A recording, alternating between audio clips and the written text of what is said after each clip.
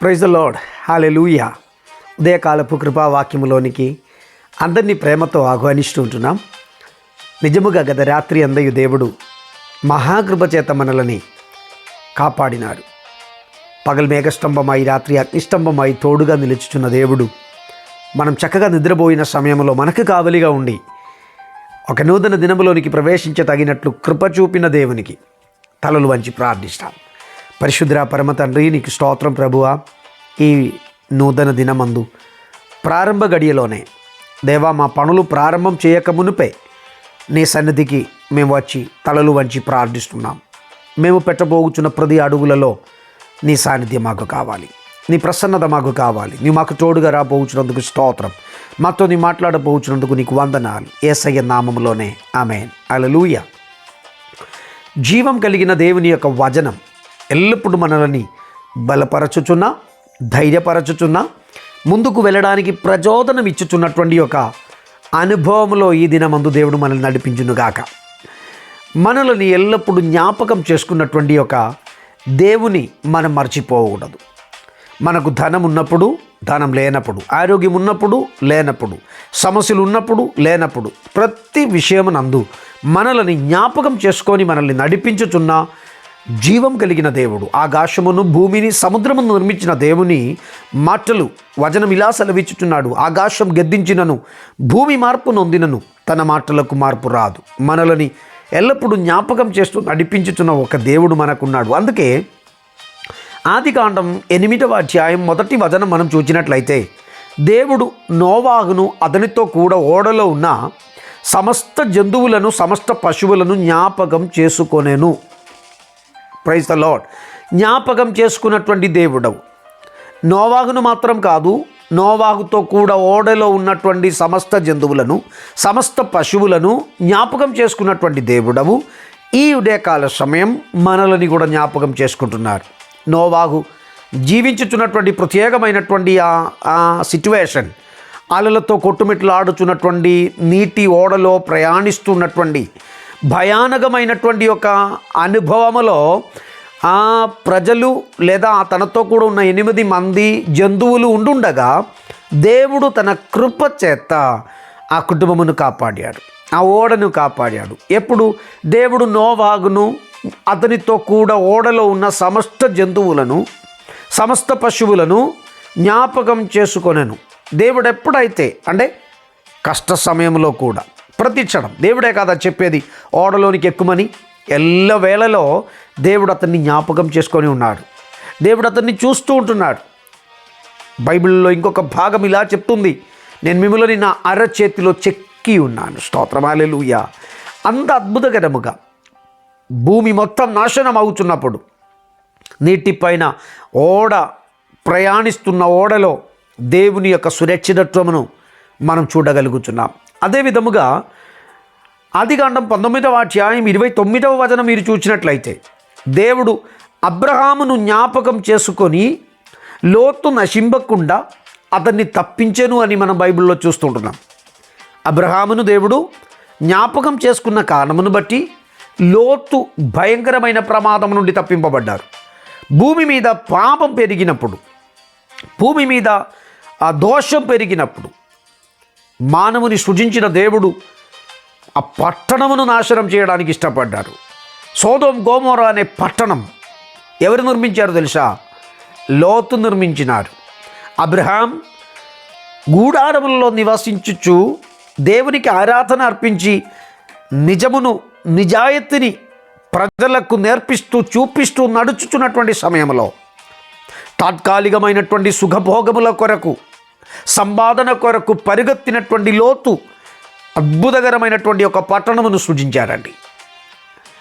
Abraham ఎన్నడూ ఒక పట్టణం స్థాపించాలని అనుకోలేదు, ఆశించలేదు.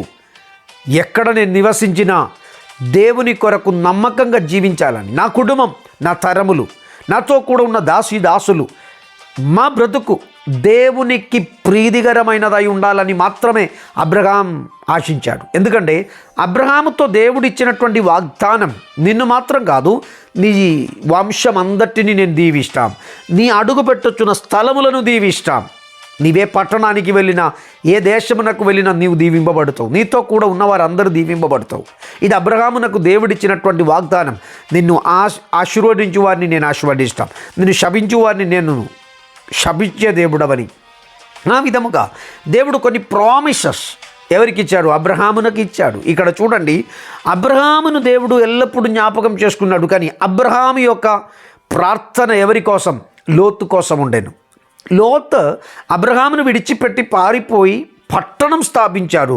పట్టణపు నాయకుడుగా మారాడు, పట్టణపు అధికారిగా మారాడు.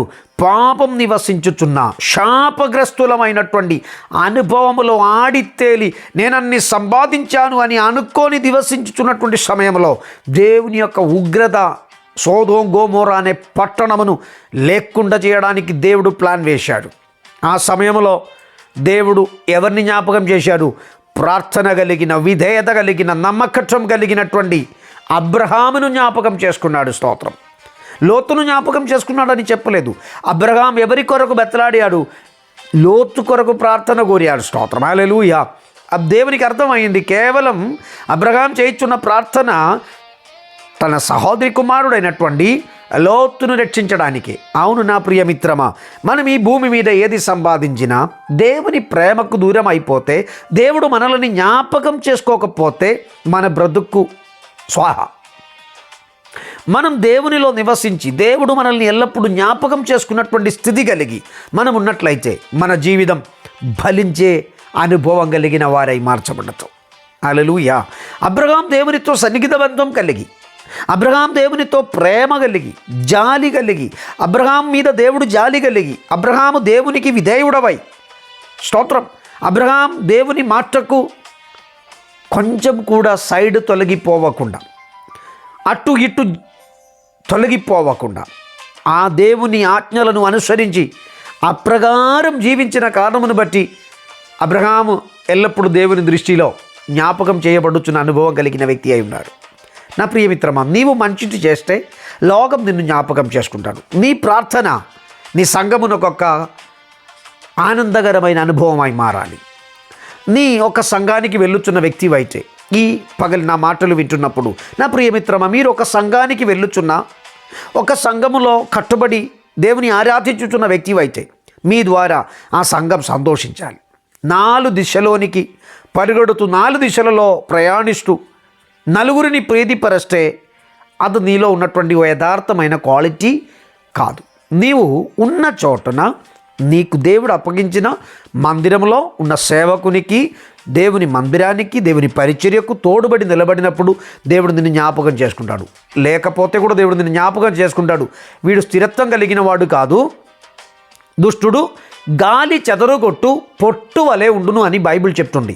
నీ ఉరుకాట్లమన్నీ కూడా గాలి చెదరగొట్టిన పొట్టు వలె అటు ఇటు ఉరకడమే తప్ప నీకొక స్థిరత్వం ఉండదు, నీవు దీవింపబడవు. నీవెప్పుడైతే నీటి కాలువ ఓరున నాటబడినదై ఒక మందిరం, ఒక సేవకుడు, ఒక ఆరాధన, దేవునితో ఉన్న ఒక బంధం, నీ కష్టం వచ్చినా ఇబ్బందులు వచ్చినా నీ కొరకు కన్నీళ్లు కార్చి ప్రార్థించుచున్నటువంటి ఒక ప్రార్థనాపరుడు అయినటువంటి సేవకుడు ఉన్నాడు, నాకు దేవుడు ఉన్నాడు, నా కొరకు నిలబడుతున్నారు, చాలు. వచ్చిన సేవకులందరి వెనకాల ఈ గాలి కొట్టుకపోయే పొట్టు వలె నీ తిరిగితే దేవుడు నిన్ను జ్ఞాపకం చేసుకుంటాడా అంటే నాకు తెలియదు. ఉన్నది చెప్తున్నా. నా ప్రియమిత్రమా, ఇది చెప్పడానికి కాదు నేను వచ్చేది. ఉదయకాల సమయం దేవుడు నిన్ను జ్ఞాపకం చేసుకున్నట్లయితే నీ ప్రమాదం నుండి తప్పింపబడతావు. ఎస్, నీ ప్రార్థనలకు జవాబు కలుగుతుంది. ఇంకొక వచనం మనం చూస్తున్నాం. ఆదికాండం 30 అధ్యాయం 22వ వచనంలో దేవుడు రాహేలును జ్ఞాపకం చేసుకొని ఆమె మనవి విని తమ గర్భమును తెరిచెను. స్తోత్రం. ఆమె పెద్ద యాజకత్వం చేసినటువంటి ఒక వ్యక్తిగా మనకు కనిపించడం లేదు. రాహేల్ నిందలు భరించిన, వేదనలు అనుభవించిన ఒక వ్యక్తి అయి దేవుని సన్నిధానంలో కన్నీళ్లు విడిచాడు, ప్రార్థన చేశాడు. ఆ ప్రార్థనలను, ఆ మనవిని దేవుడు ఆలగించాడు. తన ప్రార్థన, దేవా నేను గొడ్రాలనే పేరు సంపాదించాను, ఇది కాదు, నాకు ఒక సంతానం కావాలి. ఆమె ప్రార్థన దేవుడు విని ఆమెను జ్ఞాపకం చేసుకున్నాడు. అక్కడ అలాగనే ఉంటుంది. దేవుడు రాహేలును జ్ఞాపకం చేసుకొని ఆమె మనవి విని తమ గర్భమును తెరిచెను. ఆమెన్. ఈ ఉదయకాల సమయం నా మాటలు వింటున్నటువంటి ప్రియులారా, దేవుడు ఈ ఉదయకాల సమయం నా ద్వారా నీతో మాట్లాడుతున్నారు. నాకు దేవుడిచ్చిన అభిషేకముతో నేను మాట్లాడుచున్నప్పుడు పరిశుద్ధాత్మ దేవుడు మీ హృదయాంతరంగంలో మీతో మాట్లాడుచున్నాడు అని మీరు గుర్తించండి. నీవు ఎన్ని సమస్యలలో ఉన్నా, ఎన్ని ఇబ్బందులలో ఉన్నా, నీ నిందింపబడుచున్నావా? నీ వ్యాపారంలో పరాజయం అయిందా? నీ పాడి పంటలలో శూన్యత కలుగుతుందా? నీ కుటుంబంలో అసమాధానం ఉంటుందా? ఈ ఉదయకాల సమయం నీవు దేవునికి నిన్ను సమర్పించండి. దేవుడు నిన్ను జ్ఞాపకం చేసుకున్న స్థితిలోనికి ఒక్కసారి తిరిగి రండి.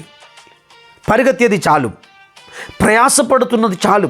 ఒక్కసారి దేవుని పాదమును పట్టుకొని దేవుని ముఖం వైపు నీ కన్నులెత్తగలిగినట్లయితే నిశ్చయముగా దేవుడు నిన్ను జ్ఞాపకం చేసుకుంటాడు. నీ తరచుగా రాస్తున్నటువంటి ఇంటర్వ్యూలో నీ ఫెయిల్యూర్ అవుతున్నారా? నీవు తరచుగా రాయిస్తున్నటువంటి ఎగ్జామ్స్లో నీ ఫెయిల్యూర్ అవుతున్నారా? తల్లిదండ్రులు నీ మీద ఎల్లప్పుడూ కోపం కలిగి ఉంటుందని నీవు భావిస్తుంటున్నావా? సహోదరులు నిన్ను గౌరవించడం లేదు అని, పట్టించుకోవడం లేదని, బంధుమిత్రాదులు నిన్ను వెరివేశాడని నీవు అనుకుంటున్నావా? అప్పుల బాధలు నిన్ను నలుపుచున్నదా? నీ సమస్యలతో అల్లాడిపోతున్నావా? ప్రభు ముఖం వైపు నీ కన్నులెత్తండి. ఆయన నిన్ను జ్ఞాపకం తగినట్లు విధేయత కలిగి తగ్గింపుతో ప్రార్థనా జీవితంలోనికి తిరిగి రండి. వచనములోనికి తిరిగి రండి. దేవుని వాక్యములోనికి నీవు తిరిగి రండి. చాలు. వచనం విడిచిపెట్టి, ఆరాధన విడిచిపెట్టి, ప్రార్థనా అనుభవం విడిచిపెట్టి నీ పరిగెత్తేది చాలు సహోదరా, చాలు సహోదరి. ఈ క్రిస్మస్ సీజన్ నీకొక సందేశం అయి మార్చబడుతుంది.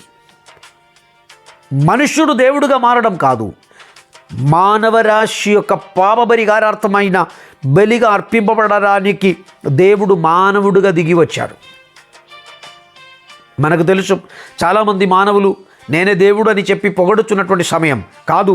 దేవుడే మానవుడుగా దిగి వచ్చాడు. దేనికోసం తెలుసా? నిన్ను రక్షించడానికి. దేవుడు తన దేవుని స్థానమును విడిచిపెట్టి మానవుడుగా దిగి వచ్చినప్పుడు మానవుడుగా పుట్టిన నీవు ఇంకింత తగ్గించుకోలేమా? ఇంకింత నీవు మారు మనసు పొందలేమా? పరిగెత్తేది చాలుమయ్యా. కృపాక్షేమం నీ వెంట వచ్చును అని బైబిల్ చెప్తుంది. ఎప్పుడు? నీ దేవుడు జ్ఞాపకం తగినట్లు నీ లైఫ్ స్టైల్ మార్చినట్లయితే, నీ తలంపులను మార్చినట్లయితే, నీ ప్రవర్తనములను మార్చినట్లయితే, ఈ ఉదయకాల సమయం నీవు వెళ్ళపోవచ్చున్న ప్రతి చోటలో దేవుడు నిన్ను జ్ఞాపకం చేసుకున్నాడు. అది కష్టమైనను, ఇబ్బందులైనను, ఇరుకాటములైనను, వేదనలైనను, అసమాధానం కలిగిన స్థలమైనను అక్కడ దేవుడు నిన్ను జ్ఞాపకం చేసుకున్నట్లయితే సమస్తం దేవుడు నీకు అనుకూలపరుస్తాడు. ఈరోజు నీవు ఏ విషయంలో నలిగిపోవచ్చున్నావు? పిల్లలు లేదని కుటుంబ జీవితంలో నిరాశ చెందిన నా ప్రియమిత్రమా, దేవుడు రాహేలును జ్ఞాపకం చేసినప్పుడు తన గర్భమును తెరిచాడు. వివాహం అయితలేదు అని చెప్పి నీ కలవరపరచబడుతున్నావా? దేవుడు నిన్ను జ్ఞాపకం చేసుకున్నప్పుడు నీ స్థితి మారబోతుంది. ఉద్యోగములో పదోన్నతి లేదని నీవు కృంగిపోవచ్చున్నావా? దేవుడు నిన్ను జ్ఞాపకం చేసుకున్నట్లయితే నిశ్చయముగా నీకు ఒక పదోన్నతి ఉంటుంది. ఎస్, నీ పిల్లల భవిష్యత్తు ఏమవుతుందో అని చెప్పి అంగలార్చబడుచున్నటువంటి తల్లిదండ్రులారా, ఈ ఉదయకాల సమయం గమనించండి. దేవుడు మిమ్మల్ని జ్ఞాపకం చేసుకున్నటువంటి స్థితిలోనికి తిరిగి రండి.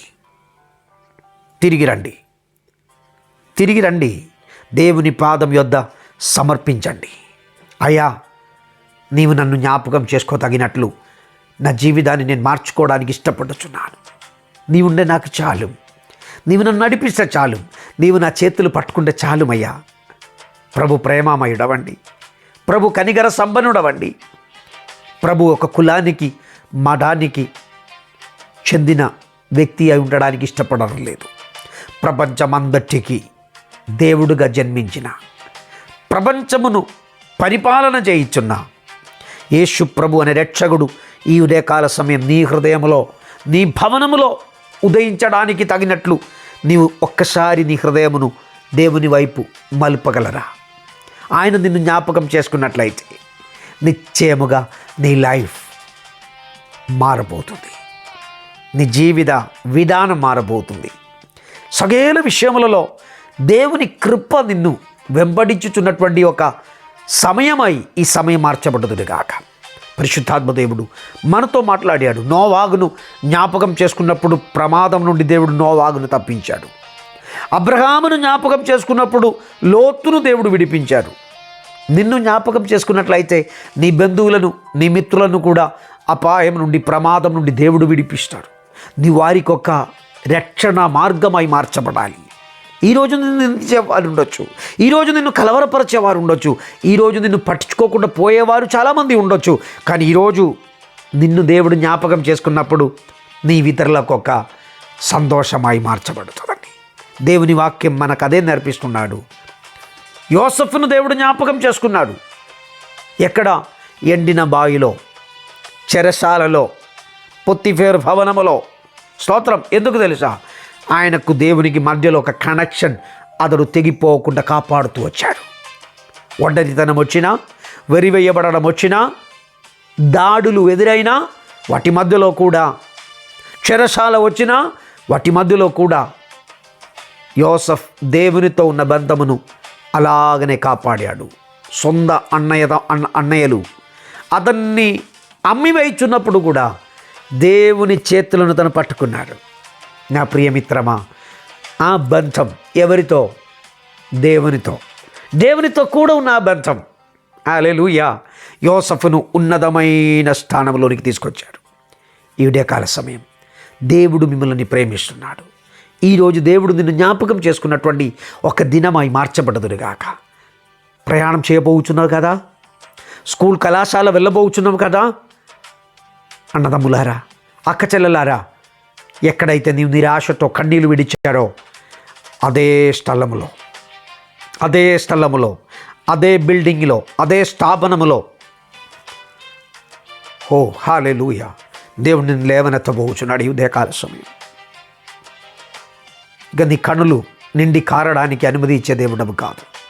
దేవుడు నిన్ను జ్ఞాపకం చేసుకున్నప్పుడు నీ నిందలు తొలగిపోబోతుంది.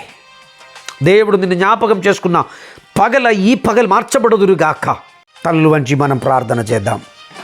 పరిశుద్ధుడా, మమ్మల్ని మిక్కిలిగా ప్రేమించుచున్న మా ప్రియ పరలోకపు తండ్రి, నాతో కూడా ఏకీభవించి ప్రార్థించుచున్నటువంటి ఈ ప్రియ నీ బిడ్డలను బట్టి నీకు స్తోత్రములు చెల్లిస్తుంటున్నాం. కరుణామయుడా, కృపగల దేవా, జాలిగల తండ్రి, నీవు ఈ ప్రజలను, మమ్ములని జ్ఞాపకం చేసుకున్నటువంటి దేవుడవే. నీ జ్ఞాపకం చేసుకున్నప్పుడు మా స్థితి మారబోతుంది. ఈ పగలు కన్నీటితో ప్రార్థించుచున్న ప్రతివారిని జ్ఞాపకం చేసుకొని అద్భుత విజయం దయచేయమని, ఆదరించి బలపరచుమని ప్రభునామమున ప్రార్థించి వేడుకుంటున్నాం పరమ తండ్రి. Amen. God bless you and bless you. దేవుడు మిమ్మల్ని అందరినీ ఈ దినమందు జ్ఞాపకం చేసుకొని దీవించి ఆశీర్వదించునుగాక. ఆమేన్. ఈ అద్భుతకరమైనటువంటి సందేశం ఈ విధముగా తరచుగా మీకు దొరకాలి అని మీరు అనుకున్నట్లయితే ఈ ఛానల్ సబ్స్క్రైబ్ చేయండి, బెల్ ఐకాన్ నొక్కండి. మీ ప్రార్థన అవసరాలు చాలామంది మాకు తెలుపుతున్నారు. నిశ్చయముగా మీ కొరకు ప్రార్థన చేయబడుతుంది. దేవుడు మిమ్మల్ని జ్ఞాపకం చేసుకున్నటువంటి దినములుగా మార్చి దేవుడు మిమ్మల్ని ఆశీర్వదించునుగాక. God bless you all. Hallelujah.